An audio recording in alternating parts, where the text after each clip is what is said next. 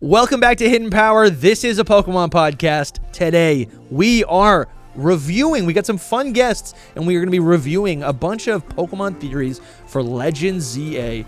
So excited to get back into the Kalos region, talk about Mega Evolution, legendary Pokemon. There's a lot of peculiar faces, some shady folk.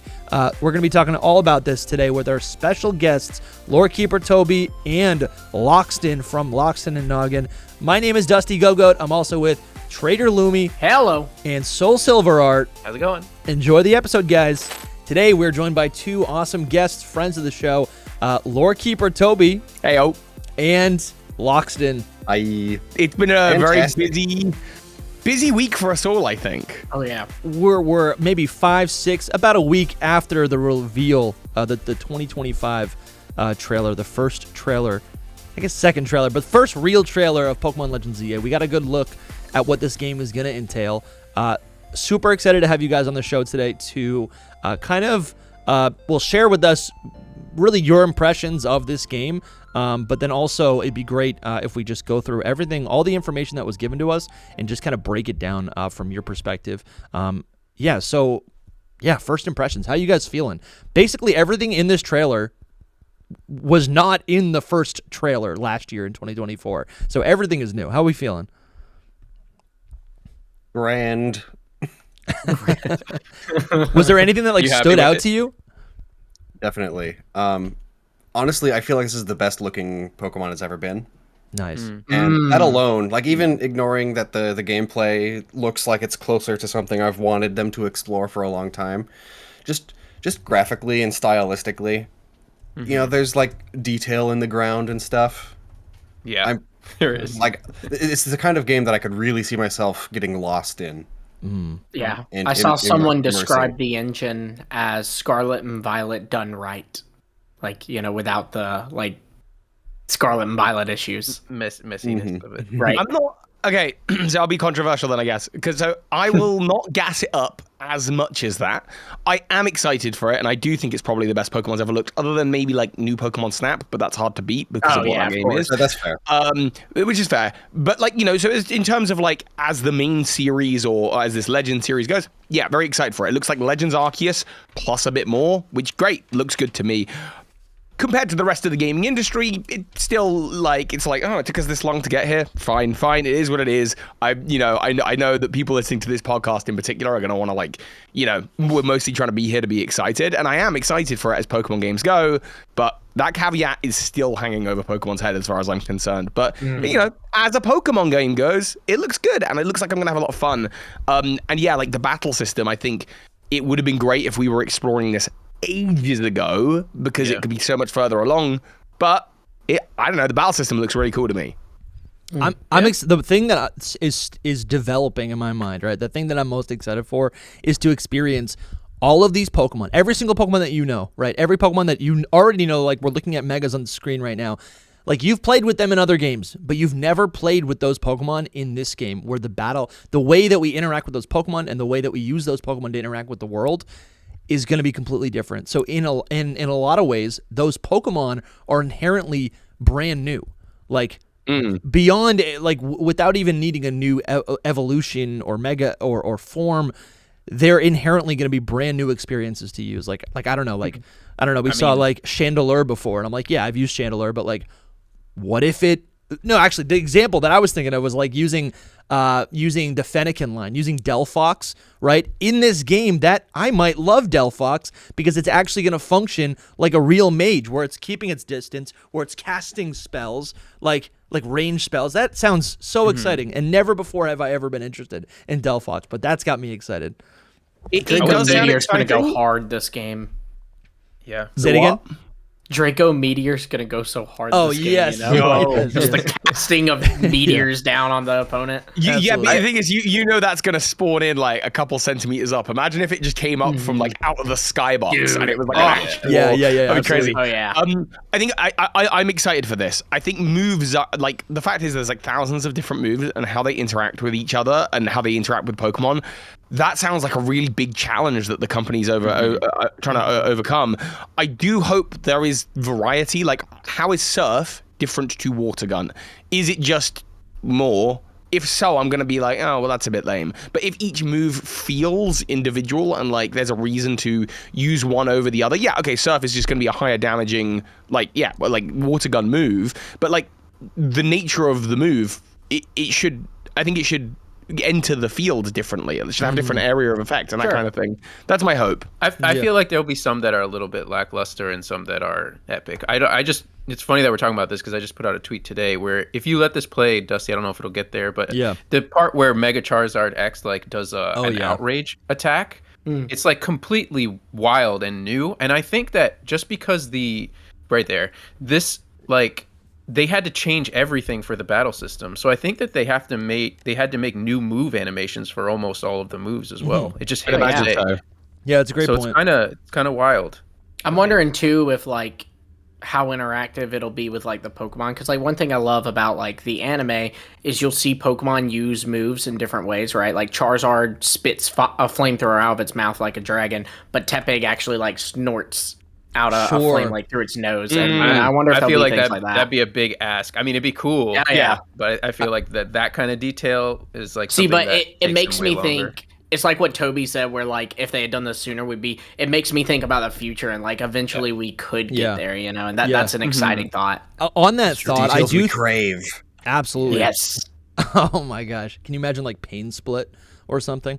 It kind of going off of what you're saying, Lumi, I think what we could see, what we might see in this game is actually an advantage sometimes to using moves that we typically see as weaker, like Fire Spin, like Ember, right? Something like maybe the difference between Flamethrower and Fire Blast is like more mid-range, way more powerful, and has like a wider spread, where Flamethrower can like hit Pokemon at a far distance, but it's a little bit, you have to be more precise in that way. And maybe Ember is something that where your attack gauge, you can just kind of like spam those, right? They're very short range, they're quick, they're not very powerful, but you can kind of fire those off. I could see a meta developing where some of those weaker moves are actually more advantageous. So you have a Mega Charizard X with an Ember for some reason, you know? And I think what that does is it kind of ties it more closely to that experience that we see in the anime, you know? Which is kind of cool. Yeah. And like... sorry, go on, Lumi. Sorry. No, you go ahead. Well, I was just going to say, like, just bouncing off that, like... I think that is something where this game has the potential to really, like, blow our minds. Yeah. The idea of like, cool, well now I have to try every single Pokemon and every single move combination because I just want to know like how these things are different. And like, again, because the Pokemon are going to have some kind of stats, right? They're going to have like speed stats, even if it's just that. So I don't know, I'm just picking Pokemon out of the air here. Like a Charizard versus a Litleo, their speed is going to factor into how fast they move around the field, hopefully, and like interact. Maybe we're reading too much into it and overhyping too much as to what this battle system is. Yeah. But based on what we saw in the trailer, it kind of looks like that's what they're going for. And if that is, that's actually the biggest achievement in this game. And I'll forgo other achievements when it comes to like the map or whatever. A lot of people downplaying the map, saying it's like maybe a bit too small.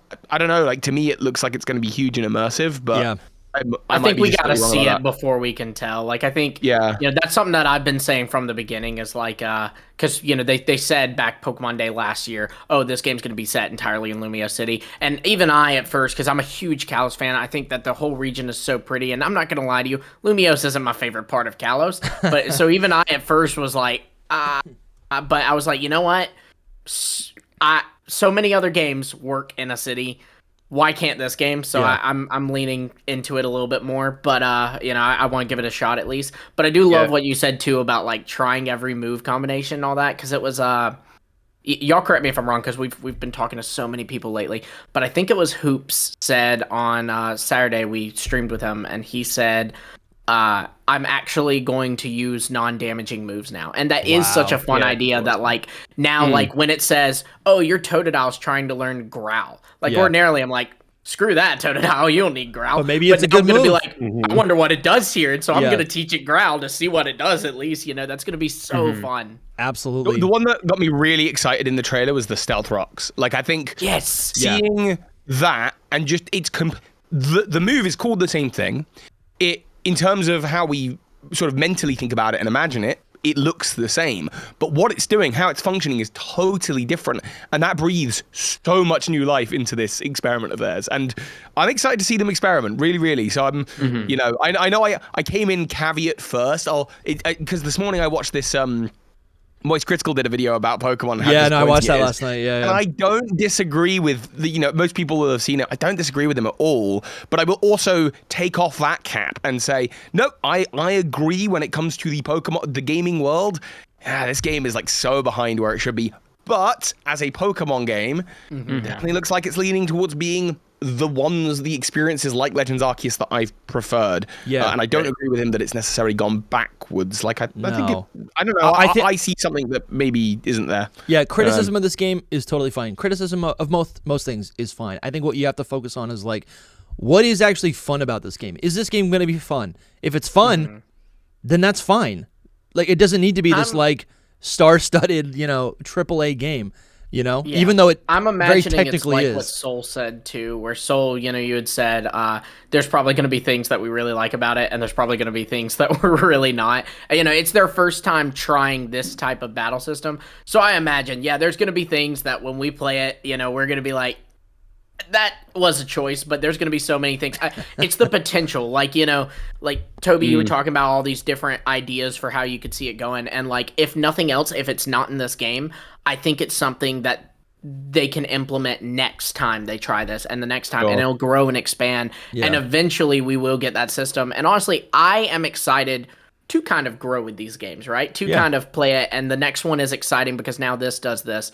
Like, I just randomly had the thought of, like, are we going to get double teamed to work like in the anime where, like, you actually have where you have, like, copies. multiple copies. That would be so cool. If so cool. Again, I feel like we should already be there. Like, I do feel like... Sure. I might be just hopping copium, right? But, like, my thing is, I really enjoyed the catching system in Legends Arceus. Like, I thought that was really, really fun. This just looks like it's going to be more of that, but now with this more engaged battling system and, like, I don't know. I think there's so... And now that we know Champions is coming out, they've got so much room to just experiment with battling and, like, main series going forward, battling could totally change to be more anime-like, which personally, I'd be a big fan of. What about you, Loxton? What were you making of it all? I mean, pretty much the same points.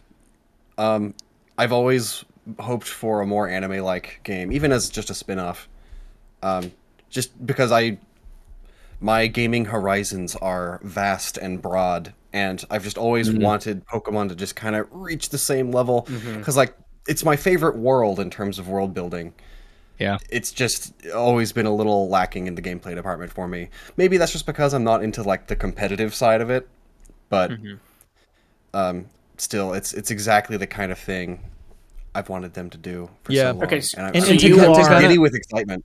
Yeah, Loxton, you are like Legends, like that kind of action element did excite you, because I know like you really do have a divide with Pokemon fans. Every time I post a video about Legends, I get it at least, you know, 30% of the comments, honestly, are people going, no, I hated this. And I've talked to people who were like, no, it's not Pokemon. It's not Pokemon. You know, like, that's not the Pokemon I played. You know, so you are in the camp, Loxton, where you're like, you know, this is the direction we should go. To experiment. Experimentation is always really fun. I understand the appeal of having something to go back to that's familiar. But that's not me. Like I'm always wanting to try something new, which is why, like, you know, I'm a Poketuber, but Pokemon is like maybe 2% of what I play. Sure. You know? Sure. I agree with the sentiment a lot. The problem is, like, a lot of what Lumi was just saying with how it does Game Freak change it again? Like, are we actually going to grow with this, or are they going to make something new? I mean, Toby, you were just saying that as well. It's like the main attraction of Legends Arceus was the whole catching thing, and now it seems to be more of a background thing. I mean, this is the first trailer, so you can't really judge too hard. Well, so, actually, I just want to, because on that note, that was something that came up in Moist's video, and he was saying, like, oh, there's the Pokemon are just sitting there, and I'm like, yeah, that's Route 1. That is, Pokemon are not hard to catch on Route 1. They are probably, unfortunately, you know, it'd be cool to make them feel immersive, like, obviously, and I like that they're standing on top of a car or whatever, but, like, that's Route 1. That's fine. Yeah. I agree with that. Obviously, we haven't seen the rest of the game yet. And if the whole game is like that, where they're just standing around, just like twiddling their Pokemon thumbs, that's going to be ultra lame. Obviously, that's going to be ultra lame. But it won't be I'm that. just hoping that it's not. Well, we don't know. I'm not. It won't be like that. It won't be like that. I mean, there is a clip. Isn't one of the clips like Talonflame up on a roof? Like you have to find your way up onto the roof of a building, and then there's a Talonflame roosting up there. Yeah. Mm-hmm. I don't have doubts about that too much, because Legends Arceus was like that, where like, you know, Gyarados is flying in the sky or whatever, and you have to catch it from there. I mean more so like gone. I just mean more so that you have to like, the whole goal of Legends Arceus is kind of to fill the Pokedex, and that's like, that was that, you know, and I don't know if that's going to be the same thing here. I think it might still be, but they didn't harp on it too much here. They've obviously focused on the battling. Yeah, and my whole point about it all, priority.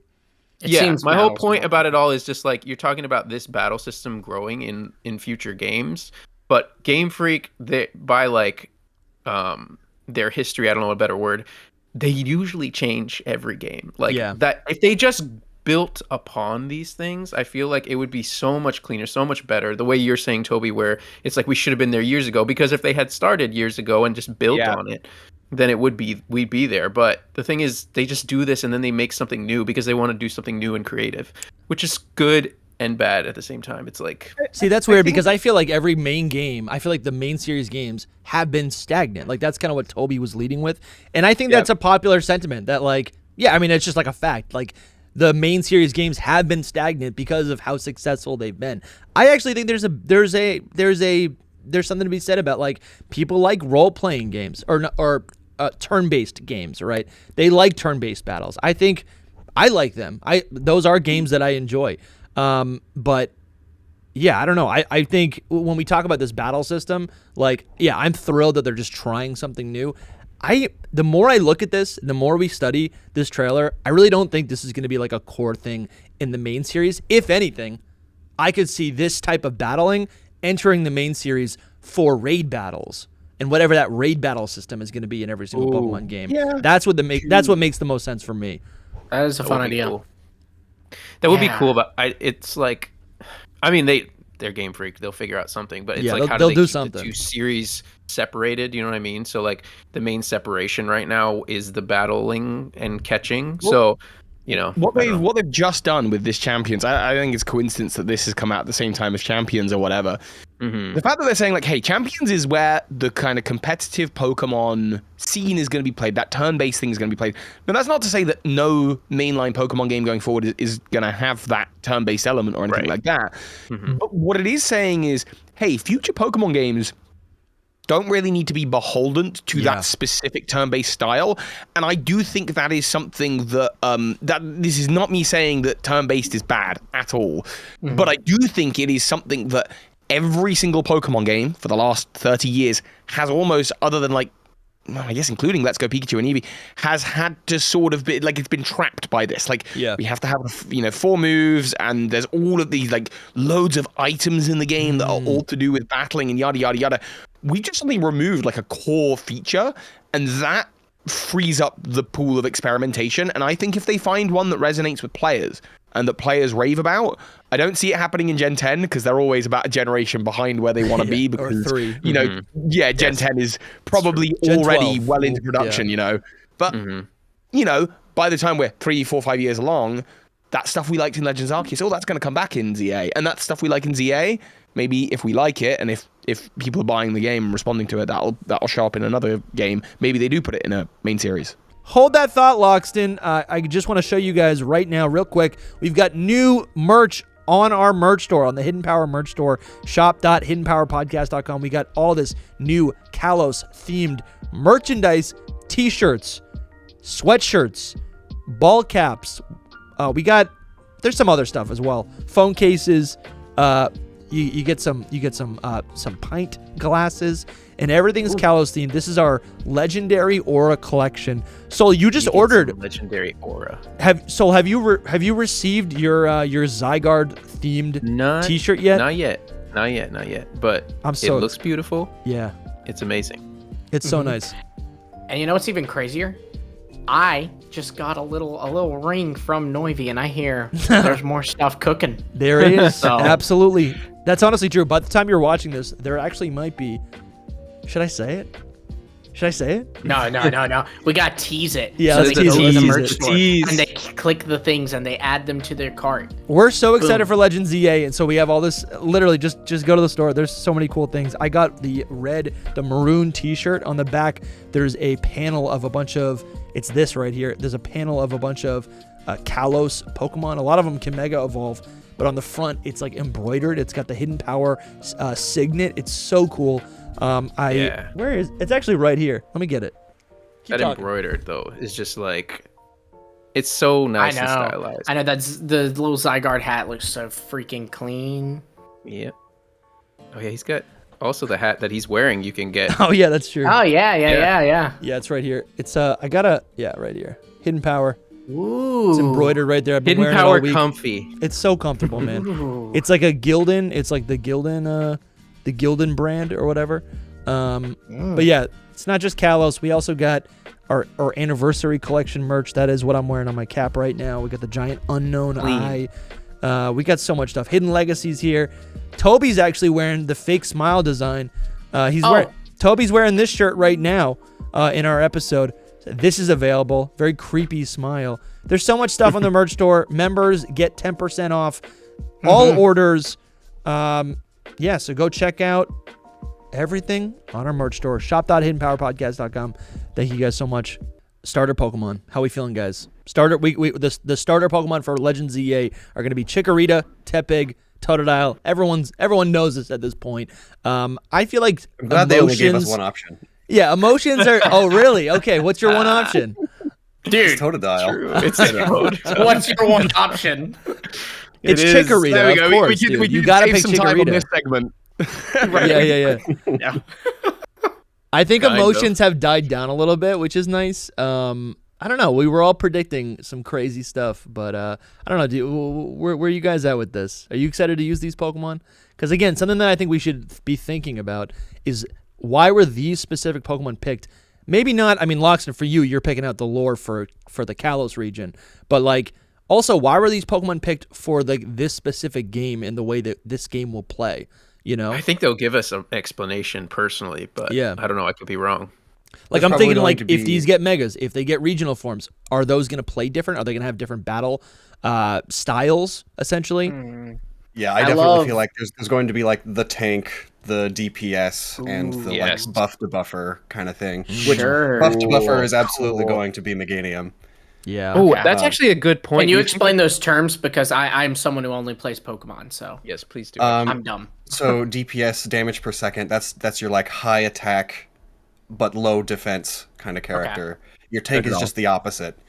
Right. You take a lot of hits, but they don't deal the most damage. And then like buff to buffer is, dealing out poisons and in games that have like team battles, you're like, I'm going to buff my allies and make them stronger, but I'll also make the enemies weaker, kind of thing. More magic meta-y kind of thing. You could also think of it kind of. Actually, X and Y, their starters did that. It was the paladin, the mage, and the rogue. So, I was just about to bring it up. Rogues are high attack, paladins are high defense, and mages are always buff to buffers. Oh, that's a neat connection. Yeah, I love that we have both of y'all on because both of y'all did such fun videos where like Loxton, you went into like the lore of why the starters work for this region, and then Toby, you said something at the very beginning of your video, and I'm not gonna lie, I felt dumb when I heard it because I was like, oh my gosh, that's brilliant. What was it? How have I not heard this? What was it? Where you said with the starters, you want go ahead and explain it. Well, I was just gonna, and I saw Lox's video as well, and that's the kind of stuff that I really go to your channel for because I don't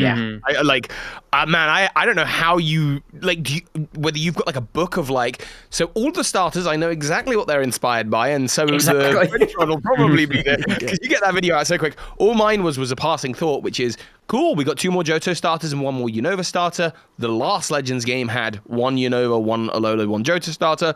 So if the maths adds up, that gives us 1 more Legends game down the line with 2 Alola starters and 1 Unova.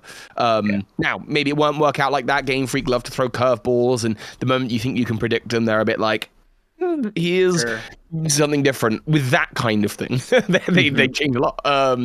But yeah, that was my kind of thought. Well, the thing you said that like I thought was so perfect was you said they used the 2 Johto starters here. Like, you know, of course you were speculating, but like you're like, and the idea is you use the 2 Johto starters here because the next Legends game they have planned is Johto, so they can't be the star. And that, like, when you said that, I was like, wow. I mean, that blew my mind. I was like, oh, that's so good. That's I like the that little copium connection from me. That's like, oh god, I want Legends Yeah. Johto. It does make sense. I mean, you know, it is like what you said. Like, the fact of the matter is, like, I'm done even trying to predict Game Freak at this point because of the 2 Johto starters. But like, when you said that, I was like, how, like, we've done a collective like 24 hours, I feel like, of stream since this presents, and I hadn't heard that once, and I was like, oh man, that's like so good. Thanks. Yeah. I know. I see that. It's funny because people go on. No, I'm gonna change the subject. Yeah, do it. Loxton, inform us. Why do you think Game Freak chose Chikorita, Tepig, and Totodile for the Kalos region? A return to the Kalos region. Well, aside from that gameplay differences we just talked about, it just makes sense as a setting. You know, France is where aromatherapy came from, and that's Chikorita's line's whole deal. One thing I didn't mention in that video, there's for Totodile. So I mentioned that the first like name brand fashion industry company that just slapped their logo on a thing uses a crocodile as their mascot. And that like sewer alligators are a big thing, and Paris has one of the world's most famous, the world's most famous sewer system. But there was one thing a commenter mentioned, and I'm kind of blanking on it now. But I think it was that there was a famous crocodile in Paris like 100 years ago or something like that. I didn't mention it because I just didn't know about it. We've covered that on the show before. Everything else, I feel like. Can someone it's crazy explain how quick you put out those videos where it's just like you've automatically got, okay, well, it's because of this, and this. And it's like, how did you even find that? Like, do you just have that in your head, or do you look this stuff up because you get it out so quick? Soul, do you know the story? I don't know the story, but I did a tweet on it a long time ago when I was trying to predict the starters and being like, oh, what could they be? Like, because of Paris or French reasons. And this one was huge because there was a crocodile that was in the Paris sewers specifically. I can find the tweet, but... just abbreviate it for us. For a quick Google search, in 1984... they discovered a crocodile living in the sewers, specifically in the Seine River. And apparently it also helped, I don't know if this could be relevant, but it apparently very much helped with Paris's rat population. Pikachu. And it was captured, taken to a zoo, and then moved to remote France. But yeah, it was a thing, and it's a pretty big crocodile, honestly. Dusty, where do you want me to send you a picture of her? Her name is Eleanor. I can look it up. I think also it's in a museum somewhere now. Like, it's not, maybe not even the actual. Yeah, maybe it's not even the actual crocodile, but it's like, you know, they're like, oh, a museum, this happened. Because I think it's more so a myth, but I don't know. The more I looked into it, they were like, we're not really sure that this actually happened. But yeah, I don't know. It was a long time ago now. It was like, as of 2018, she was still alive. Well, yeah, this might be a weird myth then, because Phoebe, in her video, Cupperfee, she did a regional variant, and one of the things she talked about was this crocodile in the sewers. But my understanding was it died relatively young. But yeah, that's the image in her video that you're showing on screen now. So I don't know, maybe I... Oh, wow. Awesome. Yeah, the article I'm reading, which, you know, it's the internet, so, like, it's all subject to being wrong, but it's actually the article that you're on, Dusty. It says that she's alive and still at the either zoo or aquarium, but that's 2018, so I'm sure she's dead now. Yeah, but I'm sure they have a bunch of them. Like, you know, you figure, like, Loxton, you said in your video, Paris has, like, one of the, like, most well-known sewage systems. There's probably, like, crocodiles in there right now that they don't know about. You know what I mean? Like, I feel like crocodiles like in New York sewer right now. Like, it's a thing that happens. Rare, but it does happen. And also, you know, there's also like Ninja Turtles down there fighting them. Right? Literally is all. That's all I've been thinking about this whole time. I'm like, that must have inspired the Teenage Mutant Ninja Turtles. They're gonna like, dude, let me tell you something. If there's like something in Blastoise's, you find Squirtle in the wild the in the squad. sewers of Lumiose. Yeah, there's like 4 of them. They wear sunglasses. Dude, that is so funny. And Their what about Century says they're trained by a Raichu, you know? yeah, the rat. Loxton, what about Tepig? It's just pork. I mean, France is like super into their pork. Huge. They did the truffle pigs and all that. Yeah. French cooking is like the most famous part of France, especially from a Japanese perspective. Like French cuisine is Western cuisine. Yeah. Mm-hmm. And I think the big question that we're all thinking is like, you know, what could these potentially turn into? Honestly, again, the further we get out from watching the release trailer, I'm starting to actually just settle and be comfortable with the idea of just having megas. Like, there are so many things that we wanted to predict based on what they had done in Legends Arceus. It would make sense if they didn't follow all those things that we thought would maybe be, consistent patterns.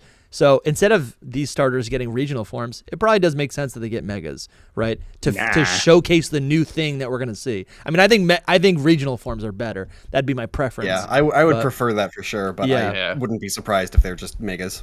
Yeah. Yep. I agree. 100%.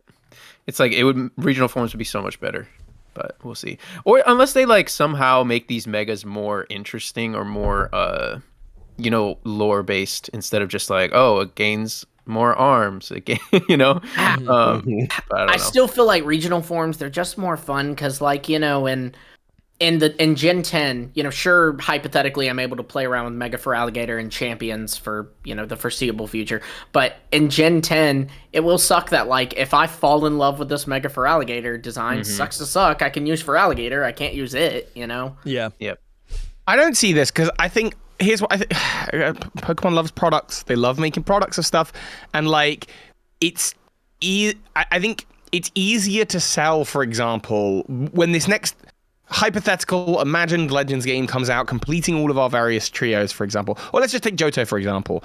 It's a weird thing to sell a line that is, like, Mega Meganium, Mega...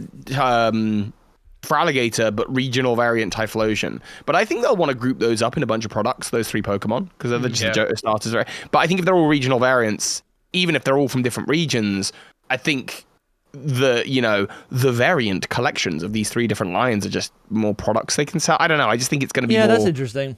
I hadn't heard of that. You make more collections and things doing that. No, but I hadn't thought about the merchandise. That's a good point.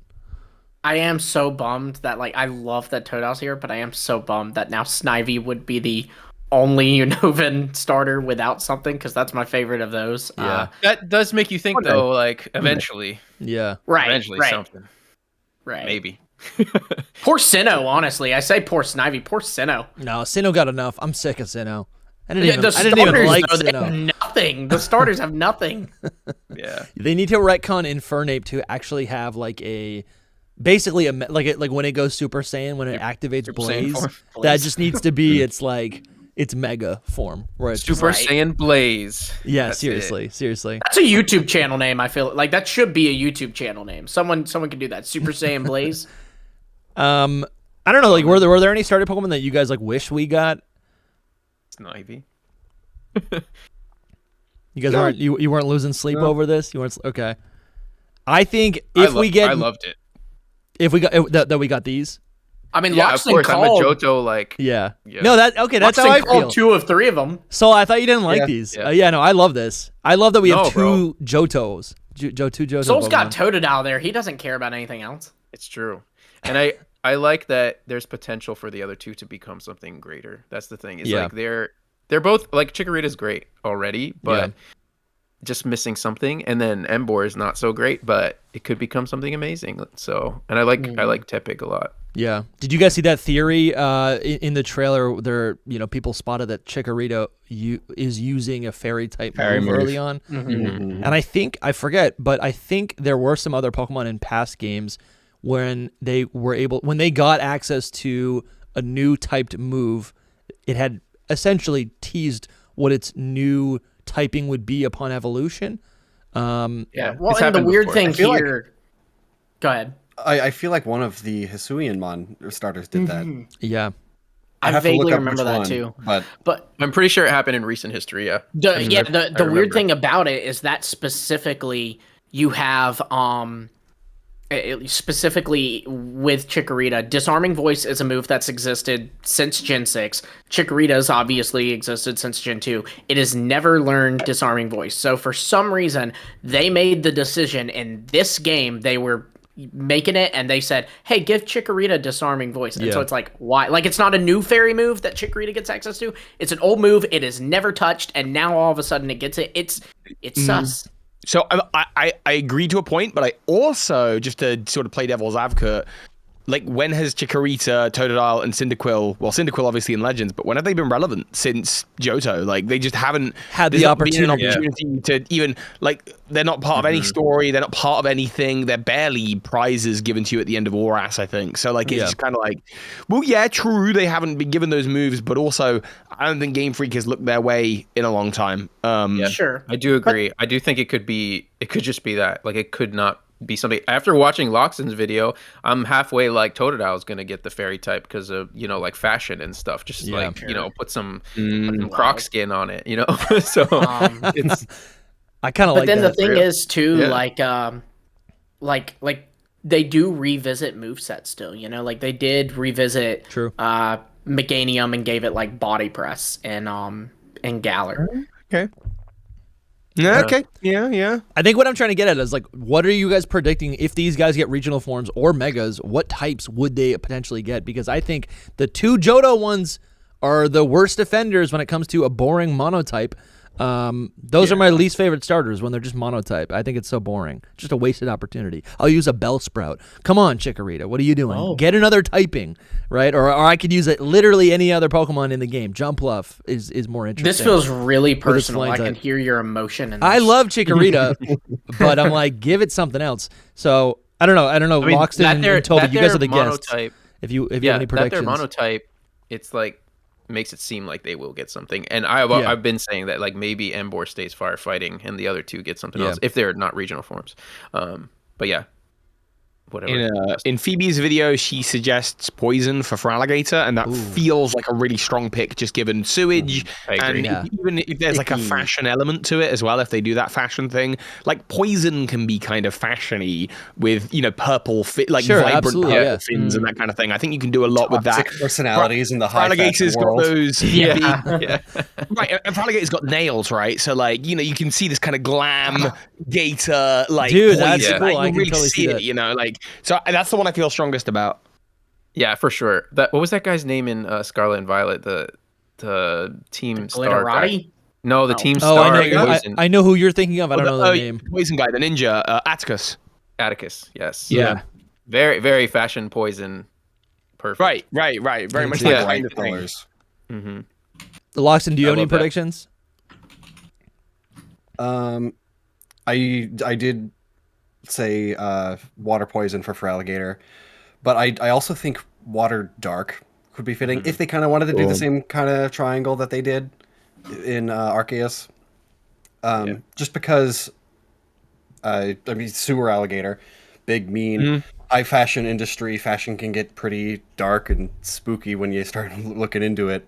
And also, Ghost is a possibility, just because the catacombs are like a sewer under Paris. It's the second biggest catacombs in the world. What's the first? I thought it was the first. That's wild. It's one in Ukraine, I think. Oh, huh. Well, you know. What about Chikorita and Tepig when they reach their final evolutions? What about them? We should just talk about Totodile more. No. Every time I cue you up, you're like, yeah, just Totodile. No, just Totodile. It's the only one that matters. Yeah, it is. Who's the grass type I think starter? Starters Totodile. with an S at the end. I don't know what that's about. Starters. Yeah, it's just Totodile. Right. I mean, it's that the just starter. polls that it really, really is. Like, all the polls that any YouTuber or the Pokemon companies put up, it's like 60% Totodile, 20% Chikorita, 10% Tepig. Yeah. It makes me slightly afraid because I love Totodile and Feraligatr especially so much, and it's just like, the Pokemon Company must know this, so they might be like, let's make the other two look amazing and make Feraligator's new form, like, like good, but it doesn't have to be that much because it's already carrying so much. I wouldn't worry about it. They know that we love Charizard, so they keep going. Let's make Charizard more epic, Yeah. Also, the only hang up I have with Water Dark is Greninja. If Greninja's in this, then I'm just like, but they might. And we did just get Samurott too. They do that though, where it's like, oh, you have Hisuian Decidueye, it's grass fighting. Oh, you have Hisuian Lilligant, it's grass fighting. Which one are you going to choose to put on your team? It's almost like as if you don't pick the starter, they want to give you an opportunity to obtain that typing in your. You guys know you can play with multiples. Oh, I do. I do all the time. It is allowed. I do all the time, but it hurts a little bit. I think I was looking at this last night, and I did bring it up a little bit earlier. I don't know how to make this bigger. Here we go. This is a compilation of all the starter Pokemon for the Kalos region. This is just the concept art, and it's cool because it kind of shows you how these Pokemon function in battle. And again, like obviously, Loxton only thinks there's one. He thinks there's only one starter Pokemon to choose from. Yeah, but we're probably also going to get these Kalos Pokemon, right, to accompany our starter Pokemon.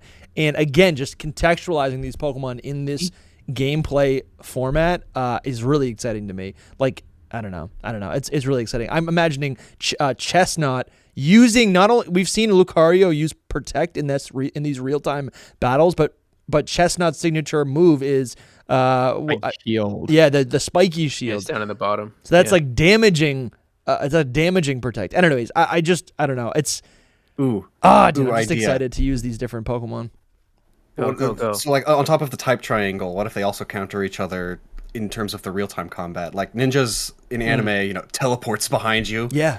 And then slices your throat, and Chestnut's over here like, I have a shield on my back permanently. That's true. You cannot attack me from behind, kind of thing. Not sure how Delphox would fit into there, but just an idea that popped into my head. No, I like that a lot. I think that's really cool. Just like seeing what's it called? Brazen using its wands. To use attacks. I love it so much. I mean, you could see how the others would fit into it when you think like, well, Delphox doesn't care about the spikes on Chestnut because it's shooting moves, so it's not gonna take the damage. And then Greninja is so agile, it's just able kind of to hop around Delphox and not even get hit. So that is fun. I love that connection that you made. That like it's Gen 6 that had the like separation in like the class or whatever you would refer to those as, and then now it's the return to that region that's going to have the different battle system where that will play a role. I love that. And it makes me feel even more so like these Pokemon, like we're talking about megas or regional forms for the other starters, but I'm sorry, these have to get something, right? Like they have to get still right? I mean, the Sinnoh evolution for sure.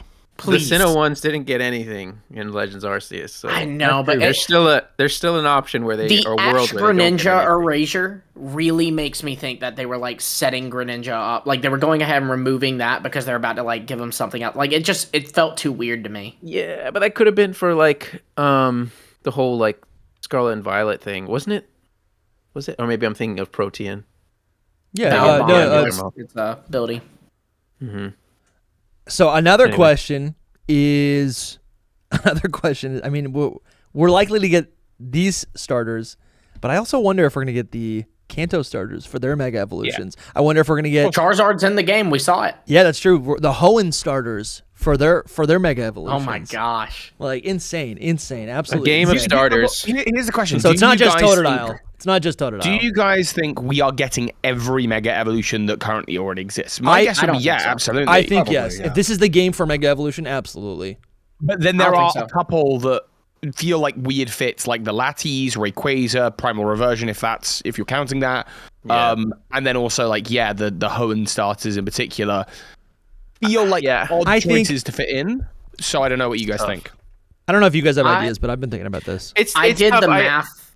Go for it. No, you go ahead. I want to know the math. Okay. I did the math back after I don't remember the exact number, but after the Legends ZA trailer that we got last year. So this was a year ago, albeit. But after we got that trailer, there were a few Pokemon you could see in it, like Staryu and Gyarados and all this.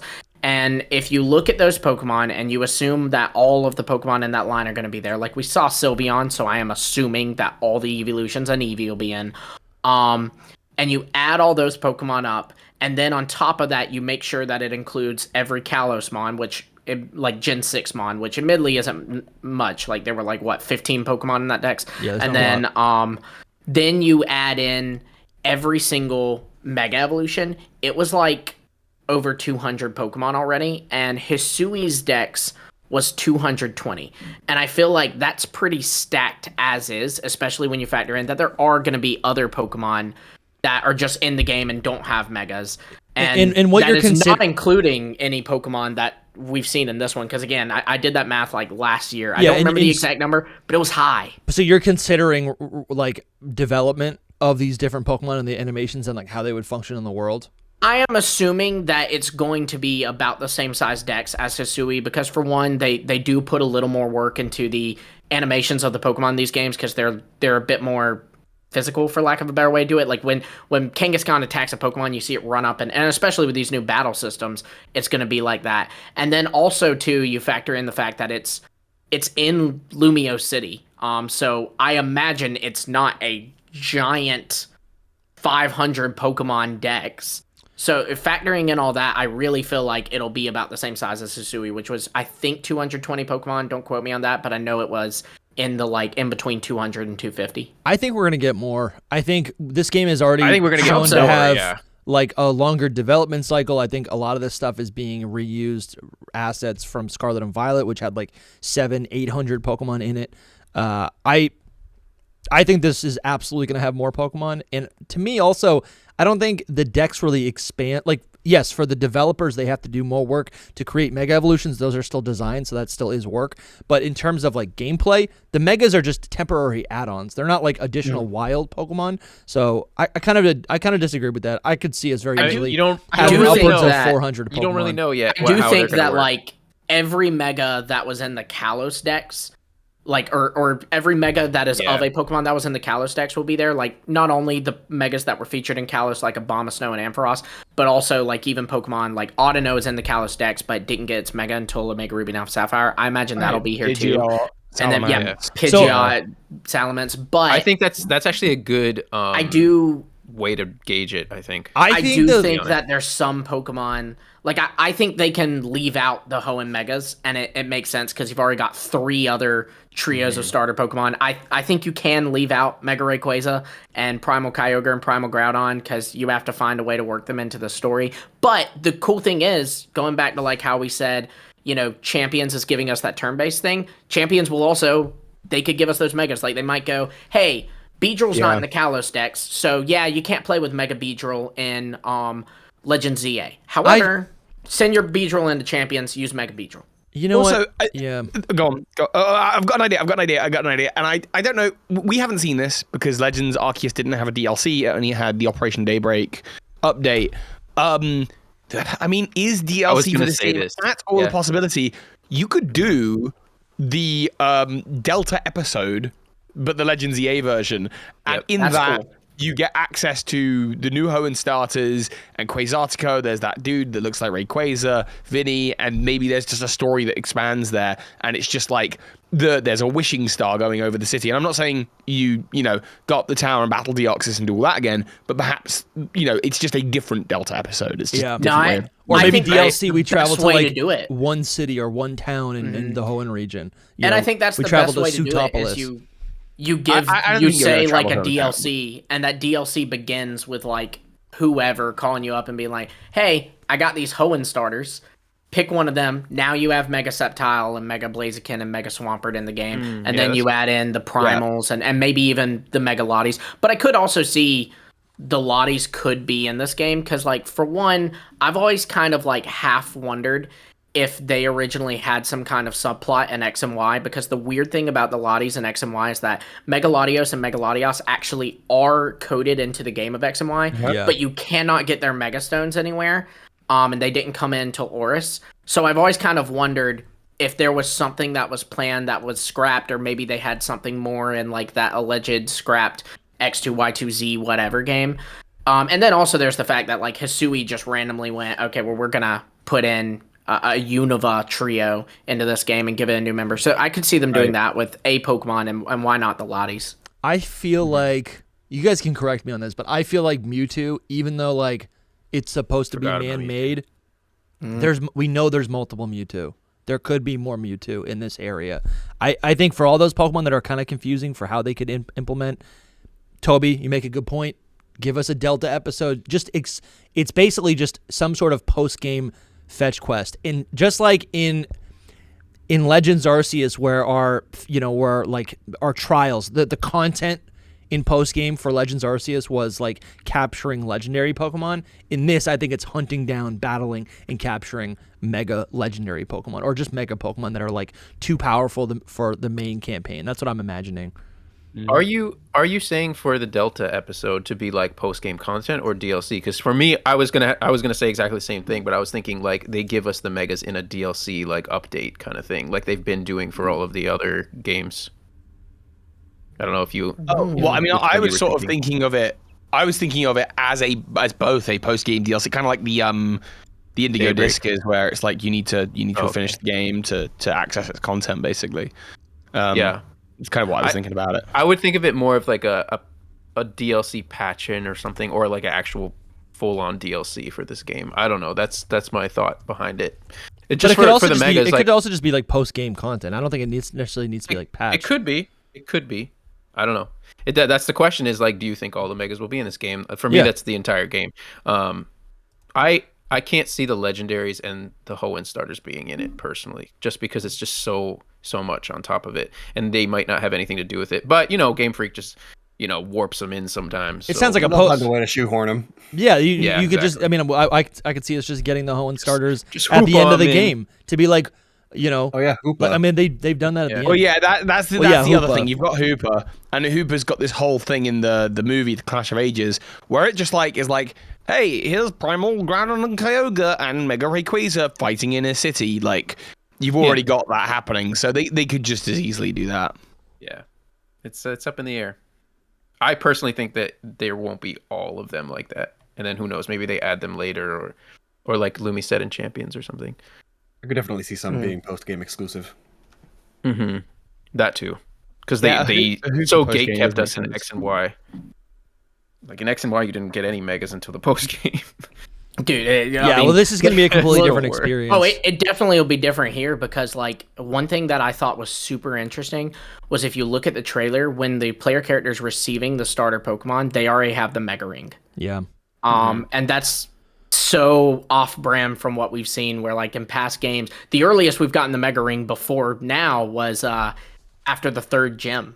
So the idea that you were going to have Mega Evolution accessible before you even get Pokemon is just insane to me. Yeah, there's a clip, this is what you're referring to, like as you get off the train to see your Pokemon, you're still wearing the, I don't think you're getting off the train there, but like, yeah, you are. I looked at it last night. It shows the trainer like look down at the Pokemon, and they've already got the bracelet. It's the girl.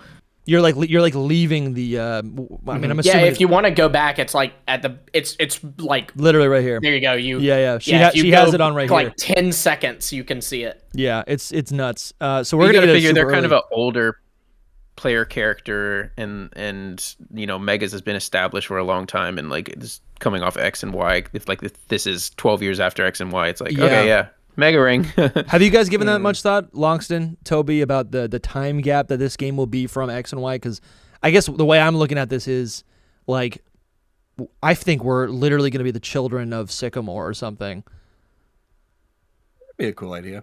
I haven't really thought why else much would we have about the Mega Ring time gap, but being the child of a character is really cool conceptually. It's not so much about the I don't care too much about like that relation. I just think they happen to look like Sycamore, so to me I'm like, okay, that's something they could shoehorn in.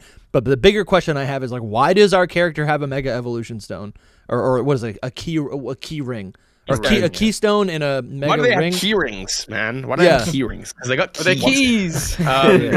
What if this is you gotta get to your hotel room? I think there's lots of trainers across Kalos that have these stones. I don't think that's gonna have any kind of like. But in X and Y, they're rare.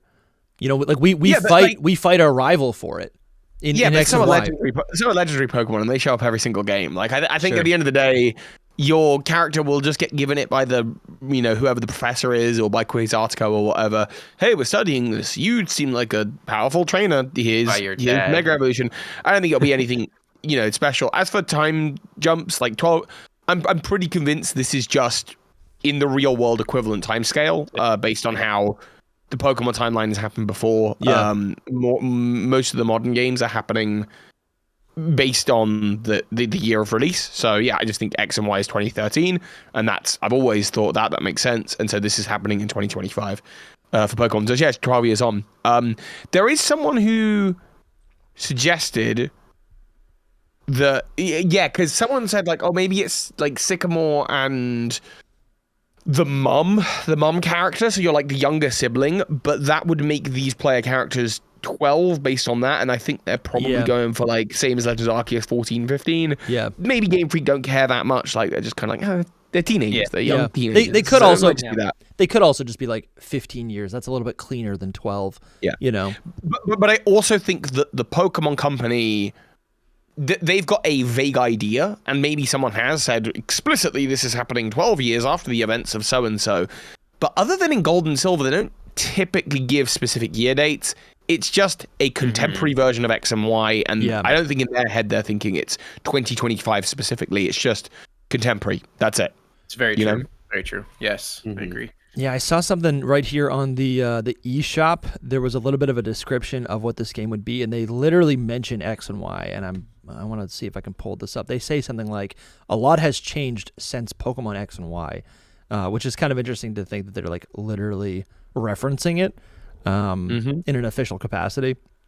I'll see if I can find that, but right at the beginning, right up here, when you read the description of Lumiose, they do give like it's like, oh, it just clearly says this is after X and Y. Not if you didn't know right somehow, here? But I don't know if it's there. I haven't been on this site actually, on the actual official site. Oh, okay. Maybe it was there. Let me see. People really got me in my, like, while I was reacting to it, being like, so when is this set? I don't get it. Like, when is this set? Because it took, like, until about I'd seen the trailer once and a bit before I was like, oh, no, yeah, this is modern day. Okay, cool. And it was just funny to see how, like, brutal people were, that they were like, well, you didn't instantly know? You didn't instantly know that it isn't in modern day? Okay, it's clear to me now. It's clear, but yeah. Anything they can do to feel better about themselves. Right, and it takes a minute when you're reacting to things. Like, it's so funny if you go back and watch our like Prison's reaction first. Like when we see the characters, Dusty says, "Oh, we're Sycamore's kid," or they look like Sycamore, and I go, "Oh my god, they do!" Like, it took me a minute, and then it's not until later when like the person's breaking it down, Dusty suddenly goes, "Wait, why are there two Johto?" It's funny what we pay attention to. People, like, that whole thing about timelines is that, like, not everyone, like, you'd think of X and Y as a modern day Pokemon game, right? But it is technically, that happened 12 years ago. And so now the franchise is getting older and older and older. Like, Red and Blue are not modern day games. They're set 30 years in in the past, effectively. They're period pieces, right? What's nostalgic for people today is X and Y. Right, but it's funny because you think of, like, when is Red and Blue set? You just go, oh, it's just in current day. Is how most people, I think, instinctually feel about it, because that's how they remember it. But then it's like, well, actually, no. Like, when Scarlet and Violet say something happened 50 years ago, relative to Red and Blue, that only happened 20 years ago. Wow, like, it's that kind of thing. And it's interesting to think about the events as they're, like, being told in the future, as past events are being told. Things like the Scarlet and Violet book being made 200 years prior to Scarlet and Violet.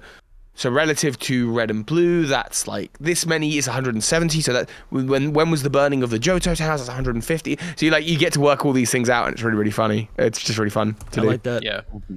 Man, these characters, fans, right? Yeah. These characters are some of the coolest I've ever seen. Mostly the female character. The guy's a little bit, I mean, he's cool, but he's kind of a, I don't know. This is a matter of opinion. No, absolutely. I think the female looks so He's sick. cooler than us. He is so cool. He's way cool. The fedoras It's just the hats. Maybe we could have done without the fedora. Maybe we could have done with Nobody likes the hats, bro. I haven't seen anyone. It's crazy that the community, almost community wide, people are like, the hats gotta go. Yeah. Yeah, customization comes in the moment it's gone. Absolutely. Yep. But I don't know. Like, I don't know if you guys have any like theories surrounding these characters. Toby, I sent you a theory that I've already said it on the podcast. Or just like, is anything bubbling up to you when it comes to the main characters and the rivals specifically, which we'll go over here in a second? Well, look at her Jinko jeans. Oh yeah, bringing the '90s back. I love it. It's so sick. Yeah, very cool. Wait, is that what the they're raw really denim? called as Jinko jeans? he's a baby. Because then we have the Jinko Guild from Legends Arceus. It's Jinko, bro. That's funny. No. Do you guys have any theories with the rivals and our main character? So our rivals are Tawny and where is it? I'll pull it up here. Urbane. Urbane and Tawny. Pokemon killing it with I think names as always. Say something with it. What if it's like how in Legends Arceus none of the characters there are from Hisui, and in Alola or in Sun and Moon, like you're from Kanto. What if the player characters? I mean, they start the trailer by arriving on a train. Yeah. Mm-hmm. Like, what if they're from Hoenn, and so you have a connection to Hoenn through your parents, and then at some point in the story, they are the ones sending you Hoenn Pokemon that become Megas. I like that a lot. Cool. That's cool. Yeah. Theory. And maybe like we're meeting our your uncle European is Sycamore, and that's why you're being sent to go visit your uncle Sycamore. That's so smart, actually, because there is an issue with the sun thing. So, I feel like gut instinct, they're more likely to do the like, oh, you're from Paldea. I just feel like that's like more like that seems to be more like how Game Freak would do that. Yeah, which would be the lame way to do it, I think. But someone said, I don't remember if it was on a live stream or if it was on a video that like I had posted, but someone commented, or maybe it was even DM'd to me, but someone commented that like if we assume for a moment that we are like Sycamore's kids, Sycamore has a really like sentimental spot for Coumarine City. So it seems like the type of place that maybe if he wanted to start a family and, you know, of move away from the famous city life, you know, he would retire like into Coumarine City, raise his family there. And it does have the train station there, and you get off at a train station. So maybe like you're just from Coumarine City in Kalos. But my copium is that they'll like say, "Oh, they're from South Kalos." Where it doesn't add up. It just doesn't add up because they should. It says like they're visiting Lumios. Like obviously you can visit a city if you're from somewhere else in the. I believe it says that we are on a field trip. I don't think. Nah, it says you just visit the city. Yeah, I think it says saying that, but I'm like, oh, you might be getting it mixed up with Scarlet Violet. Pull it up. Look at the main side; it'll be on there. That was Kitakame, mate. Yeah, another. If we're from another freaking school, I'm done with the school, man. I don't want to. 18 years, I should be done. I don't want to derail this. I just want to like get your quick thoughts on it. But like the hats in Scarlet and Violet are way worse, though. No, the hats.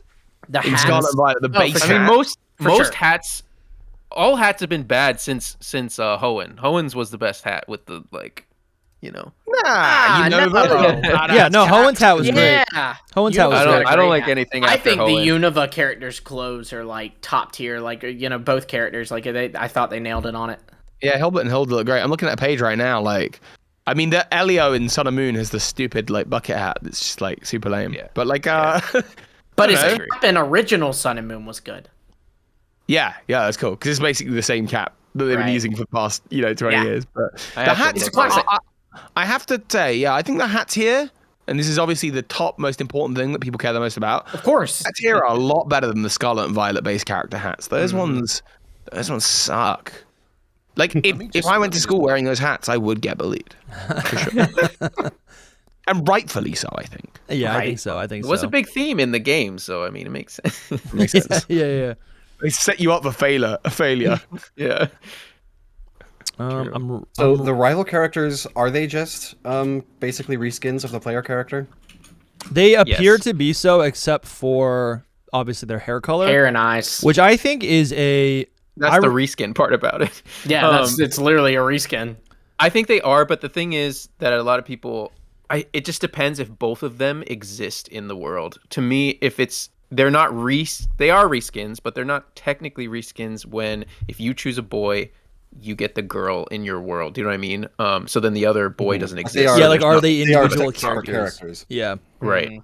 So they're just like Serena and it's just an interesting difference of the old rival system where like the character you don't choose becomes your rival.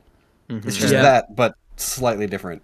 Do we know for a fact that's how it works? The one it's gender based? Because I keep hearing this, but I haven't read this anywhere. Where they say it's in the trailer. They say on the trailer when like I think it's in the part where they're explaining the trailer when it shows Urbane and Tawny, it says which character that appears in your game will depend on the character you choose. Yeah. I see. And I suppose that's to stop you creating a character that looks identical to your rival. Sure. Yeah, maybe. Though I don't think that should be a problem. I think you should just be able to do that.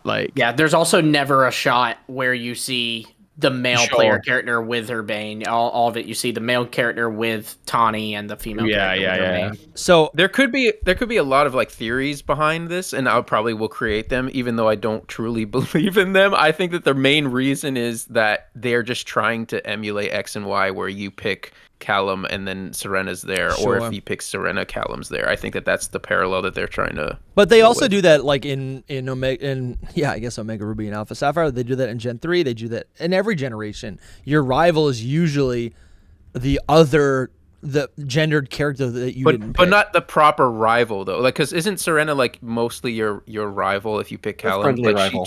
No, Serena is just the female character that you didn't pick. No, she is your rival.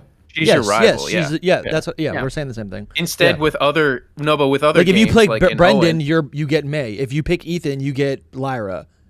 It's the same thing. Yeah, I understand what you're saying, but they're not your rival. Where your rival is, like, I'm blanking on a good rival because I didn't play Owen. And Johto is. I think May's your rival. I think May is your rival. She's just not a very good rival. Sure. Yeah. But like in Johto, you're right that like Lyra's in the game. But she's not your rival. You never even battle her. Silver is your rival. Yeah, that's a good point. Actually, that's a good point. Silver is the rival. And also Black and White too. You can meet Hilda or Hilbert, but they're not your rival. Yeah. Yeah. They're your partner in the Battle Subway. What? Wait, what? Really? They're Black and White characters. Yeah. They're way. Yeah, and Black and White, they are who you will... like, if you go to the tag battle section or multi-battle section of the Battle Subway, and you don't connect... Like, I don't connect with you, Dusty. I do it through the game. The person I partner with is the opposite gender character. And then Battle likewise... Subway? Yeah, and then likewise in Black 2 and White 2, you even... it's the same thing. If you select the male character, you get Rosa. If you select the female character, you get Nate. Wow. And there you actually have a scene. You battle the subway bosses with Nate or Rosa. Cool. Dude, I've never seen when that you before. get to Nimbasa. No, that's something new. It's very cool. Lumi is a wealth of bro, that's so cool. No, it's just Unova. Wow. I played religiously. Like, I mean, that was my game, man. That's so weird that you're like a Kalos like fanboy then. Well, what it is I had like my best friend. He fell off of Pokemon after Unova, so I do love Kalos, but like, me and my friend were always playing Unova together. Like, we go to each other's houses and just sit on the couch and play our games. Nice, yeah, that's classic. So I played it a little more. So going back to these rivals in Legends ZA, I really feel like the hair color is doing something, specifically because it also is the same shade of pink as the pink in the logo of Legends ZA. I think really is going to indicate something. I've got a theory on it, but I've already shared it. I really just want to pass the buck to you guys. I think it was in your video, Toby. You did mention it, and that's why I messaged you about it. You mentioned something about the hair color. What was that?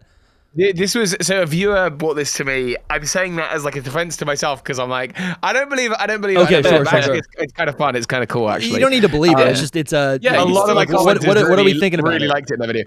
They're saying that it looks similar to the design of Hisuian Zoroark, and we know that there are theories like N is a Zoroark, and so there is this theory that I was like... just about to say, like, Latios and Latios in disguise. Yeah, like what? Oh, that'd be so cool. That's really cool. Which would be cool. It would be cool. I can't imagine they'll do that as a canonical thing, but I will absolutely look out for theory bait on that. Imagine the game ends with you being able to catch your rival and Mega Evolve it. Oh my god. No, they wouldn't do that. They wouldn't do that. But yeah, I could see them being something like an N-type character, right? I don't know, they kind of look... mysteriously confident for like the same like the person our age, you know. Like I feel like if you're 15, you're not this confident, you know. Like this person's tapped in. They're like kind of a hippie, right? I think another big thing that I'm not seeing enough is how similar these characters look. Their hair looks to Gibeon from the anime, and this was something that like this was something. I don't know if you guys saw this, but this is something I believe Gibeon used to have just a classic gray hair color and was exposed to this like pink aura, maybe the mega energy. I'm not exactly sure. From the Loquium. Okay, so and then his hair turns pink and white, which is similar to our rival. I put out the theory on this. Basically, it is just that like the anime is only going to ever parallel the games or like counterpart them. It's not going to be an exact 1-to-1 probably. Yeah. So, but it is interesting that he had normal hair color and then it turned this pink because of his exposure to Requiem, which I am like firmly believing that there's going to be like a counterpart to it in the game, which it could just be Infinity Energy. I don't know why I didn't even notice that. Like obviously you guys have known for years, but like when they mega evolve, they just like it's a pink energy everywhere. Like it's so like connected to it in a lot of ways because it's like the pink of Requiem and all this stuff, and it's the energy based thing. So maybe these rivals have been like exposed to some level of Infinity Energy. There is the whole thing where like you can change your player character's hair color like in this game like 100%. So but I don't think you can change it's their specific color. So the rivals our rivals design is intentional. I don't think at all it's like, oh, they happen to get a different haircut. I feel like it's way too intentional. If they wanted to, it could be just one color, but there's a gradient to the color there. And also, I'm thinking, look at this. Look at the logo. The logo on Pokemon, on the Legends Z logo. It's the same pink color. I hear that, but look at the Pokemon Legends Arceus logo. Yeah, it's just blue, and it's like, why? Tell me what that was about. You know, like I don't know. Yeah. I think the relation with them is more about relation. Like I think that they will be related to a character, whether it be Lysander or us or Sycamore, or I think that like I loved Loxton's idea. I might turn this into a whole thing, but it's just like if we are Sycamore's nephew or niece, then we could possibly be like related to them, and they could be like our cousins or I was saying that last week. I think that's a great idea. I think you got Sycamore, Lysander, they're all related to AZ, and us being counterparts to these, like the rival and our main characters being counterparts. I think it would be really cool if we're like descendants, right? The left and the right descendants of the same royal family, right? And there's some sort of struggle there, and that's why they're our rival. You also have the whole brother thing, right? Like you have like Lysander's related to AZ by his brother, so it'd be cool to kind of like get the soft reveal that like maybe AZ had kids, and they probably aren't connected to him on account of him being that would help set this as a Pokemon Legends game if because like the whole thing about Legends is that it's this historical monumental event. Now that can be happening in modern day. But like, what makes this just not a Pokemon adventure around Lumios? What makes it a legend? The idea that it's like the resolution to this 3,000-year-long struggle between AZ and his brother and their lineages that have gone on and on and on and on, and the ripple effects that happen in X and Y, the ultimate weapon. Now we've got Quizartico, and they're doing whatever they're doing. And you, as the descendant of this, one line, and your rival as the descendant of the other, finally working together to kind of complete that story is why this is a Legends game. Something like that. Absolutely. No, I love that so much. Yeah. And we're really, like, I think the most lore and theories can be surrounding AZ in general with this game, like, just based on what we've just gotten. But, there's just so many things about, like, his Floette. Like, do we get his Floette somehow in the game? And if we do, then he's not going to give it up. So how do we get it? So it's like, There's a lot that can happen in this game with him and the Floette. He owns Hotel Z. You know, it's just there's a lot going on. I also think it's I very love that he owns a hotel. I feel like we as a fan base are not talking about that enough. That this man who used to be a king and used to again be a war criminal. He's like literally the king of the country. When he gets a restart of his life, it's like, what do you want to do? I want to run my own hotel. Yeah. I manage the country. I could manage a hotel. Right. It was so good too because you go to hotels to sleep and Yeah, it's true. I didn't think about that. Yeah, and here's the interesting thing. Sorry, that was really funny. I was thinking, and then I didn't catch how amazing that joke was. Yeah, it's perfect. Yeah. So good.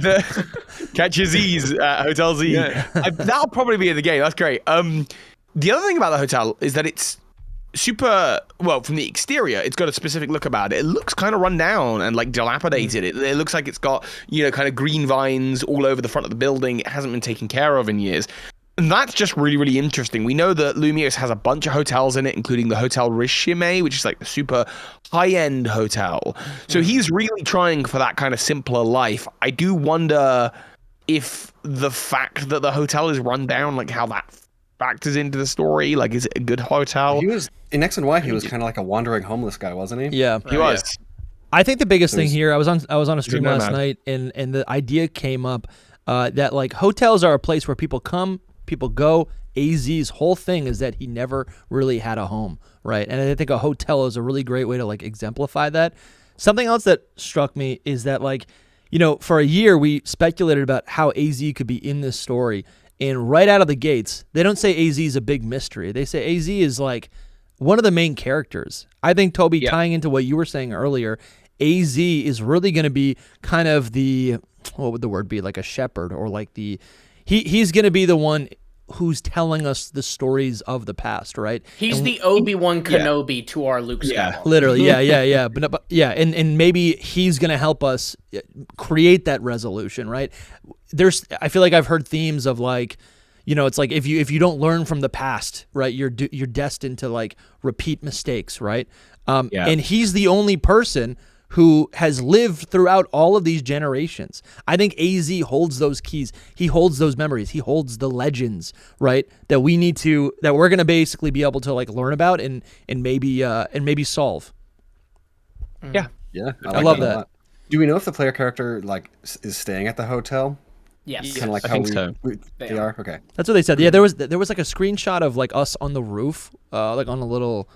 It's like a very balcony. Yeah, like a little. It's probably European balcony. the nicest part of the whole. It is trailer. When we saw that, I'm just like, I could be up there. Pokemon character or Pokemon fans are so funny. Like they show us like, here's your starters, here's a new battle system. We're like, whoa, a balcony. Are we going to be able to decorate our own room? Like that's immediately where our head goes. I hope so, though. That'd be kind of fun. By the way, he is going to give over his Floette at the end of the game because once you've helped him save the world and do whatever else, it'll just be some dialogue that'll be something like, hey, Floette's really taken a liking to you over the course of the last, month or whatever since you've been here. Why not take it for a spin around the city? Make sure just to visit me regularly. I think he'd do that, and then you'd just go off and you'd have Floette. Yeah, maybe. And then transfer someone home and it'd never return. I would really be upset with that. Like if he literally goes 3,000 years trying to earn this, and then he gets it, and then he's just like, okay, honestly, you're kind of annoying. Hey, kid, it's yours now. Like he's not saying you're annoying. He's just gonna. No, but it feels Floette shouldn't be cooped up in this hotel with me. Why not take it on your Pokemon adventures around the city? It's the lady with an Amorous as well. It's the same deal. I say kill him off. You know how like Have at the him end of sacrifice himself. Oh. And because someone said in my comments, they were like, immortality is not invincibility, and I was like, oh, that's so true. Like he is immortal in the sense that he will live forever, but he's not invincible. You know what I mean? Like he can still die from like external non-aging means. Imagine AZ at the end of the game sacrifices himself. Yes. Right, to prevent the mistake he made 3,000 years ago. I don't think they'll permanently kill him off. Game, guys. It's Pokemon game. What do you mean? That's not. No. This is a Legends game. This is a Legends game. Not only that. The one time the anime ever killed off a character on screen was Lysander. Yeah. Yes, that's true. That's true. But you also have to. I mean, we did just get Scarlet and Violet, where they killed off the professors and revealed that now these are like AI professors. And I do think that because AZ is like an established character. I mean, we've known about him for 12 years now. Yeah. I do think that they're not going to want to kill him off. So we were talking on some stream again. We've done so many. I can't even remember which one. But Soul, you were even talking about you don't think they'll kill him off permanently, but it could be like a thing where he is not there anymore to keep Floette. Like, say, I don't think this will be it, but hypothetically, he gets trapped in an ultra wormhole. So they set it up where he can come back one day, but he is not here to have this Floette, and it is still the sacrificial moment. Yeah. What if the sacrifice is just his immortality? So he doesn't die, but now he will die. Sure. At some point. Yeah. Well, that could even be the premise of the whole game. Like, he could have already given up something like that as well. Yeah, I put out a whole that. And that that honestly ties in whole thing on this, and it's like I just can see this as a story of him atoning for his sins, like, of the whole thing. Like, it just comes full circle. Even with what you were saying, Toby, like, we could make this into a huge theory of the whole, like, the two brothers, and the legend behind them, but then it comes full circle to him like sacrificing to like save the city, to save something, you know what I mean? So that everything that he did in his 3,000 years past, like, he's just like, this is time for me to do this. And in the end, we end up being like, take my Floette, so something like that. But yeah, I think too, it's interesting poetic to me the way they word things. Like on the website, they say like, AZ claims to be 3,000 years old. And then I don't know if it's on the website, but I know they tweeted something about his Eternal Flower Floette, and they said it's apparently 3,000 years old, or like, like they say it like it's not fact. And that's interesting to me that like, like they're setting it up like, obviously they're not saying he's lying, but like they're saying like it's kind of a mystery in the game. And then that also is kind of funny to me because just the imagination of like coming into this hotel and there's this guy and he's like, hey, I'm 3,000 years old, and I guess people are kind of going, yeah, whatever, old man, and like not believing him. But I don't know. I think that he's going to be important to the story too, especially because you're meeting him right off the bat. And I do love the idea of him sacrificing something, whether it's his immortality or something, to kind of atone for his sins, and also too, like, he might even want to give up his immortality because not every, but a lot of stories, well, and a lot of stories about immortality, kind of culminate with that. Like, I don't know why this is the story I think of, but I always think of, there's a Twilight Zone episode where a guy makes a deal with the devil to be immortal, but then he gets locked up in prison for a life sentence. Yeah. And, he can't ever die. And so, like, he makes a deal with the devil with, like, okay, take my soul and I lose immortality. Like, every story about immortality, or a lot of stories about immortality, basically the lesson is, hey, immortality kind of sucks. Yeah. Yeah. No, absolutely. Absolutely. And that was like what Lysander's whole thing was. He was like, I want to live forever, That is a whole nother point. What happened to Lysander, and did he get to live forever? Is he still here somewhere? That's a weird thing too, because like it depends on the version of your game. Because like if you're playing Pokemon X, the ultimate weapon gives eternal life, but if you're playing Pokemon Y, it doesn't. So it's like they would have to say that this is in the timeline of Pokemon X if they're going to go that route. There's one version of Legends EA. Right, they're not split versions. Could we? Yeah, and it's after X and Y. Yeah, but could we be in only the timeline of X? Right. Mm-hmm. Like this actually doesn't. We do see Charizard X, Mega Charizard X. Oh, that's true. But we also see Mega Charizard Y. They did show Mega Charizard Y as well. Mm-hmm. But like, and that's my thing too. Is no matter what, I feel like they kind of have to acknowledge what timeline we're in, because with Hisui, it made sense why all these Sinnoh legendaries are there. It's because it's in the past. So the player character of Diamond, Pearl, Platinum has not caught any of these Pokemon yet. But with this, it's after X and Y. So if Xerneas is walking around, Yveltal's walking around, they kind of have to explain that, right? Oh my god, yeah. Let's talk about the legendaries. That's crazy. I mean, I don't know if they will be walking around. I don't even know if they will be in this game because no, they're gonna be in the game. They're gonna be in the game. Listen. So they go into hibernation every what is it, after every 1,000 years or something. They hibernate for like 1,000 years, and we just saw them. When Yveltal does it, he wipes out all life on Earth. So I'm going to assume that has not happened to Yveltal at least. Could they be in their cocoon forms? I think there could be just like this could be a whole completely different universe. That's the plot of Legends EA is us having to keep Yveltal awake. Like he's sleepy and it's like, please don't fall asleep because you will all die. I don't know. Yeah, let's definitely talk about the legendaries. I don't know if you guys have any thoughts on Jet, if you have any thoughts on Vinny. I mean, there's like a couple Jet's a fake out. Top level theories here, but I don't know where Toby, what is your brain out with these? I feel like Jet is supposed to remind me of someone, but like I just can't work it out. People are like, oh, they look like Colrus, but then you look at Colrus's hair side by side. No, it doesn't. Oh, it looks like maybe an older Bonnie or Clemont. You look at those characters, no, nothing like it. They're just blonde. Yeah. They've got moon earrings. I see the Colrus. No, I really don't. It's the swoop. Look at Colrus. Look at Colrus right now. It's not their. Okay, yeah. I do agree with Toby on this one. Go like, okay, well, maybe they're supposed to be like related to Olympia or something, because of the moon stuff going on in her ears, and like again, like nothing. I think she might just be an original character. She could be. Yeah. I think the biggest thing that like people Adaman and Arita, or at least Adaman, was an original character. Like he only got a relative later. Yeah, we don't know if there's actually any relatives in this game at all. They could all be original characters. We're just or returning characters speculating because we are. And Legends game. It's a cool thing to include. I think Vinny, it feels a little bit more obvious that there's some level of intention there in relation to Lysander. If nothing else, just in terms of like his facial expression, it's just like just Lysander's. And so many people have had the same reaction. It just feels like, yeah, that's clearly what they're trying to do. But also, someone did point out, no, he actually looks like a Mega Ray Quasar, and he's covered in that emerald green. And suddenly it's like, oh, actually, that is also very clearly what they're going for. And there's no way that Quasar isn't going to tie into it. Is he a member of like the Draconids? Oh, that'd be a cool idea as well, actually. That actually he is an ancient lawkeeper that's, lawkeeper Vinny. Yeah. Later down the line, it'd be really great. with his Pancham and Lopunny. Yeah, why not? Character. Why not? I love it.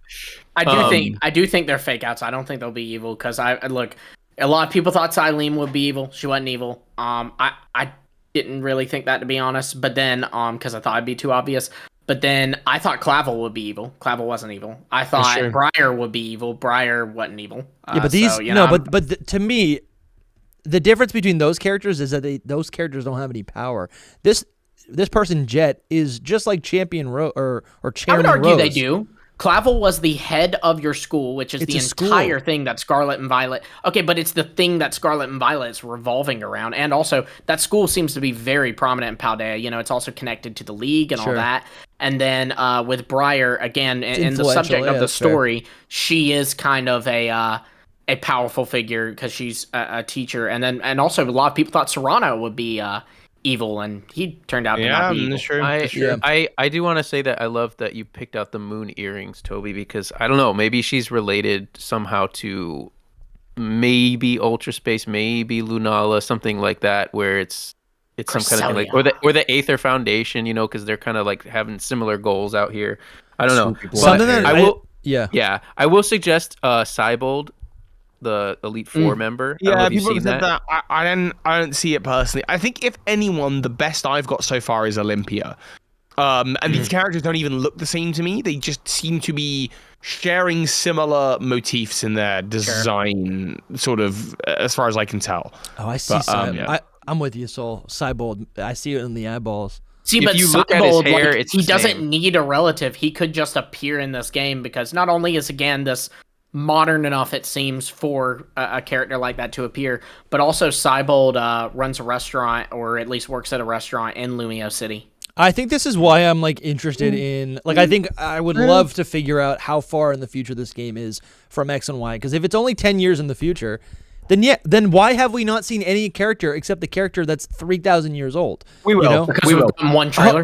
Hopefully we do. Yeah. I hope we get to see Wickstrom. I don't know if we're doing a bit where we can list off the people we get to see, but I like Wickstrom. He's cool. Yeah, Wickstrom is pretty cool. Yeah, I think at the end of the day, though, like, I also don't think even the relations are cool to find, like, the ancestor characters. They're cool to match up, but sometimes I'm like, I don't even know how relevant that is to, like, the actual adventure that we're going on. It's just kind of like a fun nod, you know? Yeah. But yeah, so we'll have to wait and see what Jet and Vinny are up to. They're kind of a peculiar duo. Vinny's definitely dressed up pretty nice. But yes, let's. You know what's weird about Vinny? Just before you move on, is like his little blurb right there. It just says, "Look, read the first like sentence." I am Vinny, and sir. Oh, of him. Vinny is a large man who wears sunglasses. Yeah, he's a like, bodyguard. What you need to know? I think he's a bodyguard. What are they hiding behind this? No, it's Jet's secretary.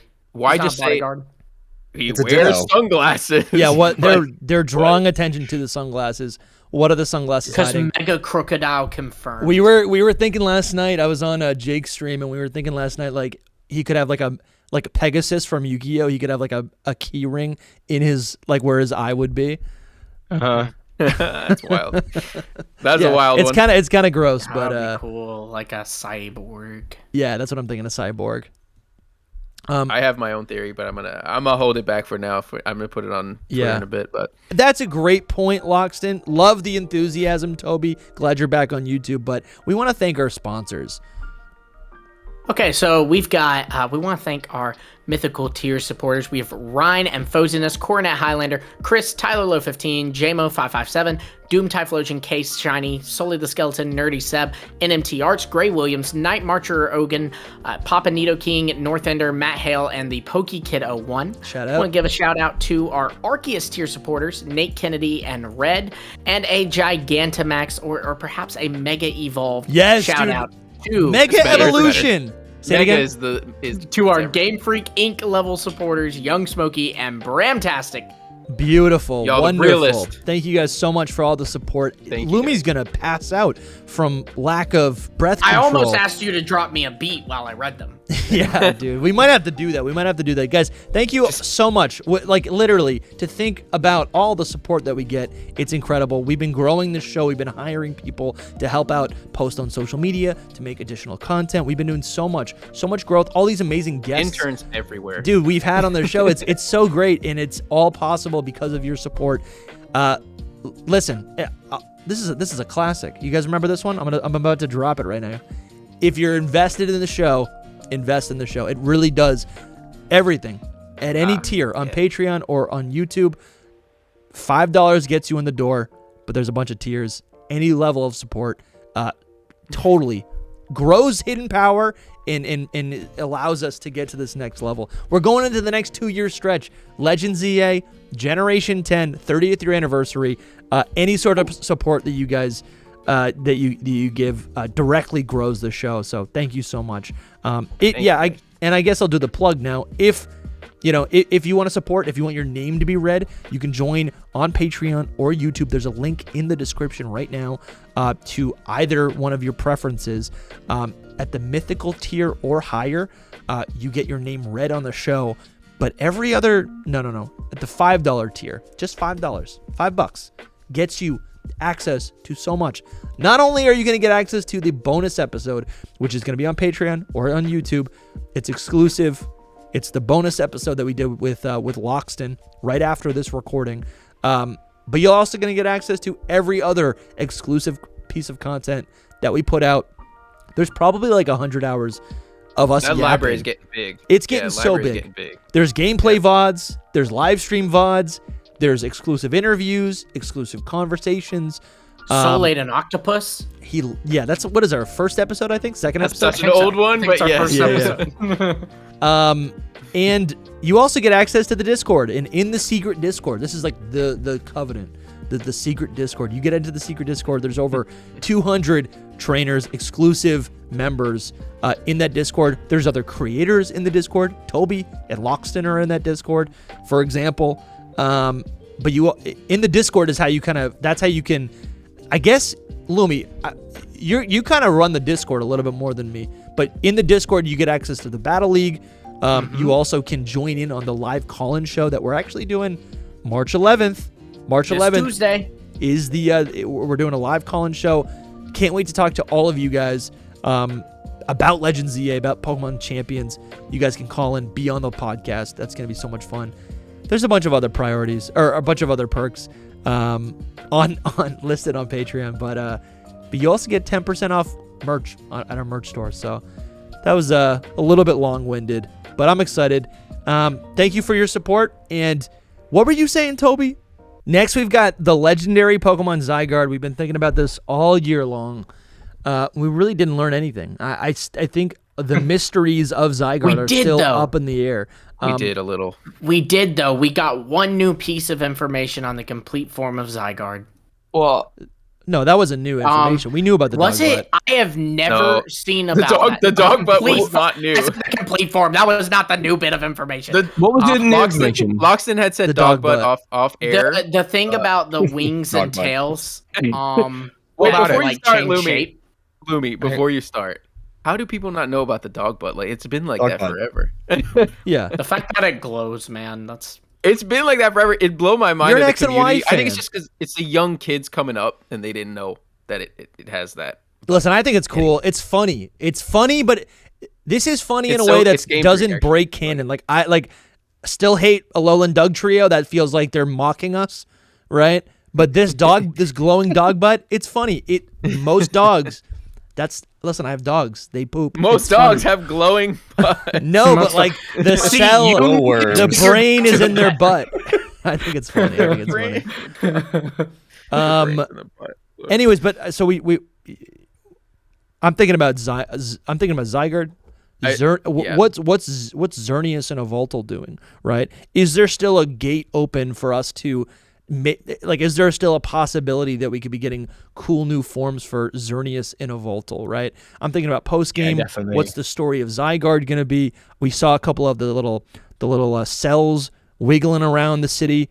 I think we're probably going to be still collecting them.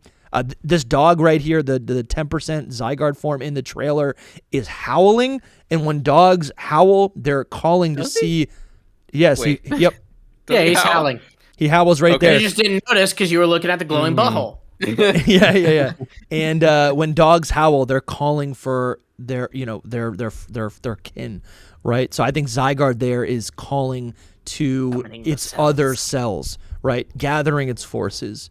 But I don't know how you guys feeling about this. What are your theories? I remember after the first trailer, I theorized that like this could be based around the same time period as Legends Arceus because Paris went under its own like total rebuild back in like the early 1800s. But as far as modern goes, like the Paris Agreement, literally the like let's revamp the whole world's energy system so that it's greener and more efficient and good for the ecology. Yeah. Like, it is a little could Zygarde be attracted here because Lumiose is rebuilding itself to be friendlier to Pokemon and the environment? But then it turns out that's all secretly part of the plan. Is like, the bad guys are going, we're going to make the city green and nice to attract a Zygarde, and then we'll catch it. Yeah, I like that. I like that. Could be. No, that's definitely. I definitely think there's going to be a fake out with the whole green plan in this game. What's fun is it's like the zone, at least the first zone, is all green as well. It's just like really pushing the green theme. Zygarde, obviously. Toby, is the bit about it being able to like its wings and tail I guess on different shapes? That's what I've just been looking up, and explicitly stated like that. I've not read that before. That might have existed somewhere else or in a Pokedex or something. But yeah, what's interesting is I'm now looking at pictures of Zygarde because I have seen images where its wings have like snake-like heads. Yeah. And then that doesn't seem to be apparent on the Sugimori art. But then it also looks like those heads in the concept art. On the Sugimori art. It's just like they just sort of open up. I guess they are shape-shifting. If you look at what I'm sharing right now, you can see the concept art, and it is in the concept art that the heads appear like snakes. Those additional limbs on Zygarde. Just to confirm that it is like it's official. It's not like a fan, redesign. Well, of course it's official because it's on the website now. Yeah, I guess we just didn't know that they could, like, how much can they change shape? Like, can they all become heads? Like, what does that mean? Is that, like, some kind of, like, new utility we're going to find out? I don't know, in the game. I feel like the mention of it makes me think, like, somehow that's going to be something. Like, I doubt it'll be, like, a major element of the game. But, like, maybe if Zygarde gets some kind of mega evolution or something, then, you know, you see it more play into that. Yeah, it's weird that, like, evil mega evolution. Oh yeah, like a corrupted mega evolution, which is interesting. Or an alternate form, you know, like an alternate. It's really hard to know how Xerneas and Yveltal even are going to fit into this, right? Because I'm thinking about it, and like with the Algrim Halkir, it was quite obvious. There was this Diamond and Pearl clan, and so you had these two groups across Hisui that worship different, you know, Sinnohs, and at some point in the game, you get to choose which one you're going to go for, you know, in that run through or whatever. But like, I just don't see how KedzieT are going to be interested in, like, you know, the Cocoon of Destruction or the Tree of Life, or like, who's interested in that? Like, where do you even put those things in a city? And like, how do they fit into the story? I can't even really begin to guess. I'm imagining something right now. We were talking about before, well, like when you kind of popped out for a second. They if this is set after X and Y. And in X and Y, you know, you catch either Xerneas or Yveltal. So, like, it's strange because it almost feels like they have to acknowledge, like, for one, that, but then also, two, it's like they have to acknowledge, like, which timeline this is, and the timeline where it was Xerneas that was used by Team Flare or Yveltal. Because, like, in Hisui, it made sense. You know, you're in the ancient past, Dialga and Palkia and Giratina won't be caught for years. But, like, here, it's after they were caught, and only like really true. A decade or so. Also, the whole we were saying that, like, the whole they go dormant thing. Like you just mentioned the cocoon in the tree. So, like, you know, they're only around every 1,000 years or whatever. It's like, I don't know what's going on. Do you think we could get, like? Do you think we're seeing Caleb and Serena in this game? That's the big question. I mean, if it's a lot of people 10 years after, then I would hope so.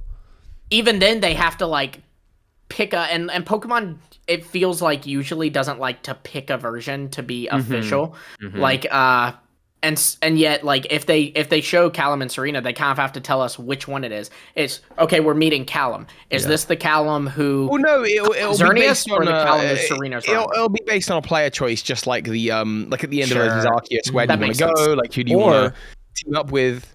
Or it could be the universe where neither of them are the hero. And basically, this is Legends EA would actually be a slight alternate reality. Kind of like in Let's Go. I keep coming back in to Let's that, Go, man. like Red, Blue, and what is it? Red, Green, and in Blue are not actually the heroes in that story, right? Right. We are. But then why did Floette reunite with AZ? I mean, it's a different timeline, so some things can be real, some things don't have to be real. Some different event. Yeah. I keep coming back to the whole different timeline thing. Me and Kayla's Capsule were talking about it a bit on Twitter, but it's just like there's things that just don't add up, like what we're talking about, like this and AZ claiming to be 3,000 years old. Like, people should know these kinds of things. And then now we're talking about the legendaries, like what's going to happen with them. Were they caught in our timeline? They were. So, you know, it's like, will they make this because we know that it's a different universe no matter what, because every Pokemon game kind of is. Sure. But will they make it an intentional, like, how removed this is a different timeline? And you know what? Urbane and Tawny are actually from that other timeline. That's why they look like you, because they literally are you. Oh, I know. Like, now that we've actually seen gameplay, I am hesitant to. The thing that I resist on that, I'm like, I almost wonder if that's actually what they want to do, because the space-time distortion rifts were so central to Legends Arceus, because that is what those legends were about. In Zygarde, Yveltal, Xerneas, are they really about that? Obviously, the Hoopa element could be massive. I think the way this is going to work, I can see it so clearly. We start the game, we start meeting the characters, we start meeting Jet, they put us on a little adventure, they're like, oh, and they act like there's nothing wrong about it. They go, oh, and if you find any little squishy green things, put them in this little contraption that I've created that's technologically advanced to suppress their powers and collect them, right? And it's like, we go, oh, that's cool. Okay, we'll keep doing that. And then that's kind of how that'll kind of like play out alongside the natural story of the game. And then I could see kind of an inverse of what we see in Legends Arceus. At the end of the game, Zygarde is this massive thing, and I think there could still be like a choice we have to make. Do we want to pick Xerneas or Yveltal? Maybe we grow alongside Zygarde, right? Zygarde is now on our team, kind of like how we have like Koraidon or Miraidon in Scarlet and Violet. And then at the end of the game, we have to free either Xerneas or Yveltal. Maybe this evil team has Xerneas or Yveltal or both locked up, right? And we have to obtain them somehow. The thing that I'm thinking about is we don't see Zygarde in the trailer other than the dog and the cell form, but on the website, they are still informing us players, right? Think about new players who don't know the lore, that don't know the backstory, who've never played X and Y. They don't know who Zygarde is, and they're explaining very clearly how Zygarde works. I feel like this is them positioning like, yes, Zygarde has multiple forms. The more you collect, the more it grows. They're kind of like priming us to understand that. So when we actually play the game, I just think that is how it's going to operate. I don't think we're going to need 100%. No. I'm thinking about, like, how does the game actually play? Well, like, because Legends Arceus, you've got your 5 areas. Each one has a noble Pokemon, and each one has a ride Pokemon, and you sort of do, quest, mini Pokemon that you can ride, quest, noble Pokemon, move on to the next area. And you don't need to catch every Pokemon in the area. You just need to catch a bunch of them and level up your stars. And I could sort of see a world where actually to finish the game, you only ever need to fight. Because there's no way they're doing a big city game like this. Yeah. And not making Zygarde a fetch quest. But I think it's going to be one of those ones where you need at least 50% of the cells to finish the game. Sure. That will be like part of it. Ooh. But if you want the perfect form, that's like something that you not only have to collect all the cells, but maybe there's a boss battle to unlock. They did that in Arceus. That's great, Toby. They did that in Arceus. Kind of with the Pokedex. I do wonder, right. I wonder if we're going to, like, I hope, because I guess we just don't know what, because Lumiose can be broken up into 5 segments, right? Yeah. We don't know how. My guess is that certain sections of the city will be unlocked as you go through the game. Like, I don't think you've got full roaming access until the very end of the game. You go through each one, and each one is going to have probably, yes, like a ride Pokemon maybe, but certainly like a boss Pokemon. Like, there'll be some kind of boss battle. Are we going to get like Legends Arceus style boss battles? What are we doing? Like, it's noble Pokemon in Legends Arceus. What are we actually doing through this game? I think we're quelling Mega Evolution. Yeah. We're finding rampaging Mega Evolution. This game is all about battles. This game is all about battling. That's the only thing that they've really put forward in this game, that it's about a new battle system. We have Mega Evolutions, which enhances the battles. And also throughout the trailer, look at, I'm noticing it right here. All these little partner Pokemon, they made a very clear point to showcase that our partner Pokemon is following with us. I think we're seeing, and we did see it, seamless gameplay from following Pokemon, like your little partner Pokemon's following you, into battle, into capturing, and then back out. There's not even a back out. It's just like, and then continue on your journey, right? There's going to be such a... Anyways, I just want to... battles, I feel like, are the thing that they're emphasizing in this. I mean, it will be like you can return your Pokemon to its Pokeball too. Yeah, like you can do that because we see the character run on roofs without them. Yeah, absolutely.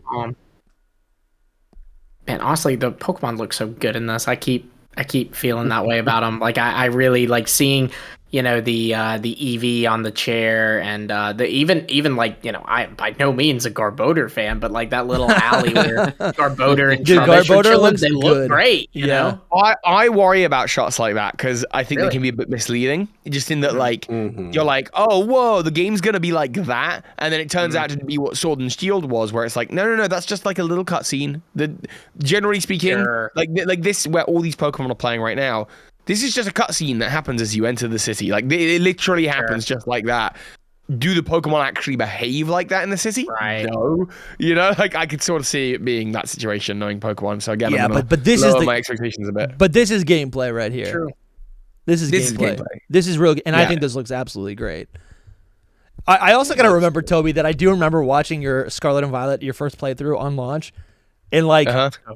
I remember you rage quitting, literally rage quitting, thinking, I can't do this. I'm not enjoying this. I'm going to log off, and I'm going to play this alone. He wasn't the only one I saw doing that. No. He wasn't the only one I saw doing that. I remember Shady Penguin did a similar thing. Like there were a lot of people who picked it up, played it, and were like, yeah, it's too bad. I think we're in a good place. I feel like this game, I think Game Freak is positioning this game. I mean, it really will be the game that gets us to Generation 10. I think this is as important to them as like a mainline, like a core series game or whatever. I agree. I'm so excited to see the sales numbers of this game because I've said ever since the beginning, Legends Arceus, like, it's not even fair. For one, it released right after the holidays. For two, it released 2 months after a release of a Pokemon game that was a holiday game. And then for three, literally a month later. Now, in fact, a little less than a month later, because it came out on the 28th and Pokemon Day was on the 27th of the next month. Yeah. They reveal the next, not just a new Pokemon game, but the next generation of Pokemon games. So, I mean, I feel like Legends Arceus was done dirty, man. And I'm excited to see how, like, a fully promoted Legends game like this, you know, no Brilliant Diamond, Shining Pearl on the side of it, coming out. You know, it is Pokemon's fall release, even if it's not November. You know, it's going to be later in the year, nothing 2 months before, nothing 2 months after. That'll be interesting.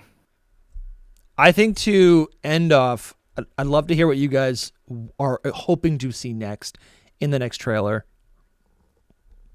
Yeah, a couple more Megas. More Totodile. Yes. The only starter. Yeah, I agree. I agree. He's so good. So what do you guys want to see? More Megas? Yeah, more Megas. I guess just an understanding as to what the game is gonna be.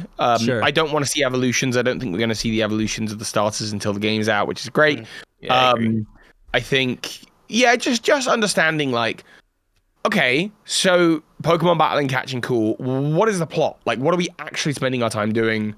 That's kind of what I'm interested in. Like, what are the hours that we spend on this game? What is that going to actually look like? Totally. Yeah, makes a lot of sense. And why you came here? Sure. Yeah. Why you're going around catching all the Mon? Are they not supposed to be outside of those little parks? And, you know, the rooftop battles totally got me. Like, I someone think so much fun. something in my comment section, which is kind of resonating now, which is something like, potentially Quizartico or some other company is causing Mega Pokemon to... that was it. The idea is... Because Lumio's tower is the focal point. The ultimate weapon ties into AZ. There's a thinking that the tower is somehow being turned into a new ultimate weapon by somebody. And by Pokemon Mega evolving across the city, the release of Mega Evolution energy is like being drawn into the tower. Yeah. And so you're like trying to stop that power up, like that kind of thing. Or potentially rogue energy from the tower is finding its way into local Pokemon, which are causing issues. And these Pokemon are getting outside of the allotted zones that they're supposed to be in. Like something like that, you know? Yeah. You used perfect wordage. It also, it feels...